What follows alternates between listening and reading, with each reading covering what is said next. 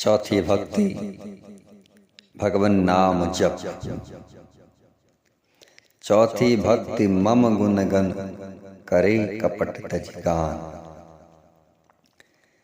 चौथी भक्ति के बारे में भगवान श्री राम कहते हैं,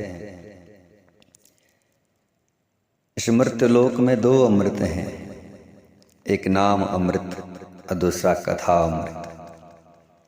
भगवान के नाम का जाप करना अमृत भी है और यज्ञ भी है।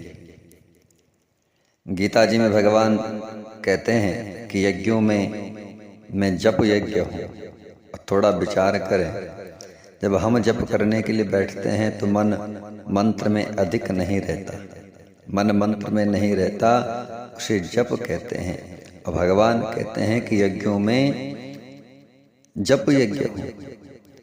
तो जब हम कथा कहने सुनने बैठते हैं तो तब कथा रूपी अमृतपान करते हुए मन सहज ही एकाग्र हो जाता है, संसार मन से बाहर हो जाता है और कथा द्वारा भगवान के गुण मन के अंदर प्रवेश करते हैं। जब साधक जप करने लगता है तब मन स्थिर नहीं रहता और जप करने वाले अकेले को लाभ होता है, लेकिन जब साधक भगवान के गुण कहने लगता है तब वह अपना तो कल्याण करता ही है, अनेकों जीवों का भी उद्धार कर देता है।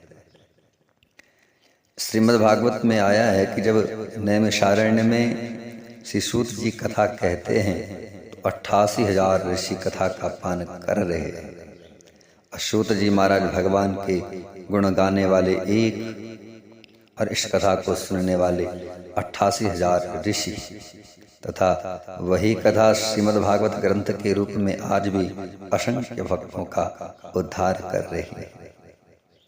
श्रीमद् भगवत गीता के 18वें अध्याय के अंतिम श्लोकों में भगवान श्री कृष्ण कहते हैं कि अर्जुन, जो भी भक्त मेरे और तेरे संवाद रूपी गीता को मेरे भक्तों में निष्काम भावना से अर्थ सहित व्याख्या करते हैं, उससे अधिक मेरे को कोई और प्रिय नहीं है। भगवान कहते हैं कि किसी की प्रेरणा से अगर एक भी नास्तिक आस्तिक हो जाता है तो मैं इसे ऐसा प्यार करता हूँ जैसे गाय अपने छोटे बच्चे का जीभ द्वारा चाट कर प्यार करती है। भगवान के गुणों का गान कभी भी किया जाए तो वह कभी लुप्त नहीं होता। जैसे नैमिषारण्य में भी सूत जी ने श्रीमद् भागवत की कथा कही, वहाँ 88,000 महात्मा कथा सुन रहे थे और बाद में वही कथा श्री सुखदेव जी ने महाराज परीक्षित को कही। तो जब महाराज परीक्षित को कथा सुनाई जा रही थी तब भी बहुत से महात्मा कथा सुन रहे थे। कथा कहने वाला एक और सुनने वाले अनेक। तो जरा विचार करो कि कथा जो भी सुखदेव जी ने कही और श्री सूत जी ने कही तो कितने श्रोताओं को लाभ हुआ होगा, तथा जो भी सुखदेव तथा सूत महाराज ने कथा कही वही कथा श्रीमद् भागवत पुराण बन गया, जिस ग्रंथ ने आज तक असंख्य भक्तों का कल्याण कर दिया, आगे भी करता रहेगा। इसी प्रकार राम जी के गुण श्री भगवान शंकर ने पार्वती को सुनाए तो वो रामायण बन गई और उसी रामायण को काकभुषुंडी जी ने गरुड़ को सुनाया तथा याज्ञवल्क्य ने भरद्वाज को सुनाई। तो उसी रामायण में तब से लेकर आज तक कितनों का कल्याण कर दिया और आगे भी करती रहेगी। अर्थात जो एक बार भगवान के गुण वर्णन करता है उसका लाभ कहाँ तक और कब तक होता रहता है, आप स्वयं अनुमान लगा सकते हैं।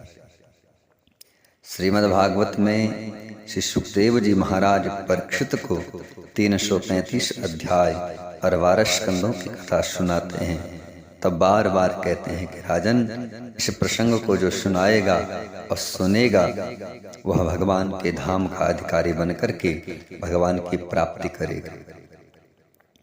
रामायण में भी अनेक बार पूज्यपाद गोस्वामी जी महाराज कहते हैं कि इस कथा को जो कहेगा तथा सुनेगा वह भगवान के निकट वास करेगा। इसलिए हमें भी यथासंभव भगवान के गुणों का गान करना चाहिए, ताकि हम भी भगवान द्वारा बताई हुई चौथी भक्ति प्राप्त करने के